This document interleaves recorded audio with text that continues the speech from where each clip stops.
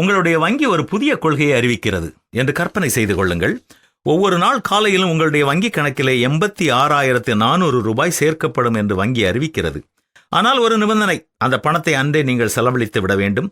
இல்லாவிட்டால் உங்களுடைய கணக்கில் செலவழிக்கப்படாத பணம் மீண்டும் வங்கி கணக்கில் எடுத்துக்கொள்ளப்படும் என்று அறிவிக்கிறார்கள் என்று வைத்துக் கொள்வோம். நீங்கள் என்ன செய்வீர்கள்?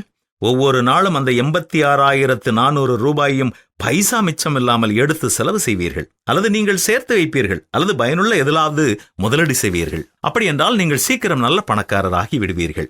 இதை போலவே உங்களுக்கும் வங்கி கணக்கு ஒன்று இருக்கிறது. அந்த வங்கி கணக்கினுடைய பெயர்தான் காலம் என்பது. ஒவ்வொரு நாளும் உங்களுக்கு 86,400 வினாடிகள் கொடுக்கப்படுகின்றன.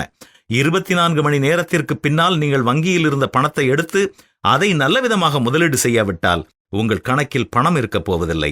அதாவது ஒவ்வொரு நாளும் நாம் காலத்தை பயன்படுத்தாவிட்டால் அந்த காலத்தை மிச்சப்படுத்தி நாம் வைக்க முடியாது. அதை போலவே அதிகமாகவும் நாம் ஒரு நாளில் காலத்தை பெற முடியாது. ஒவ்வொரு நாளும் புது கணக்கு தொடங்கப்படுகிறது. அந்தந்த நாளின் நேரத்தை நீங்கள் நல்ல விதமாக செலவழிக்காவிட்டால் அது உங்களுக்கு நஷ்டம்தான். வாழ்க்கையை நேசிப்பவர்கள் காலத்தை ஆதாயப்படுத்திக் கொள்கிறார்கள். உங்கள் நாட்களை நல்ல காரியங்களுக்காக செலவு செய்யுங்கள். இல்லாவிட்டால் உங்களுடைய நாட்கள் எண்ணப்படும். ஞானமே விலை மதிப்புள்ளது. அதை பெறவே அதிக நேரம் செலவு செய்யுங்கள். ஞானம் உங்களை காத்துக்கொள்ளும். ஆத்துமாக்களை ஆதாயம் செய்கிறவன் ஞானமுள்ளவன் என்று சொல்லப்பட்டிருக்கிறது. அது மட்டுமல்ல, நாட்கள் பொல்லாதவைகளானதால் காலத்தை பிரயோஜனப்படுத்திக் கொள்ளுங்கள் என்று வேதம் நமக்கு கூறுகிறது. ஒவ்வொரு நாளும் நமக்கு கிடைக்கும் ஒவ்வொரு மணித்துளிகளையும் நாம் எவ்வாறு செலவு செய்கிறோம், கணக்கிட்டு திட்டமிட்டு செலவு செய்கிறோம் என்றால் ஒவ்வொரு நாள் இரவிலும் திருப்தியோடும் மகிழ்ச்சியோடும் நாம் நித்திரைக்கு செல்ல முடியும்.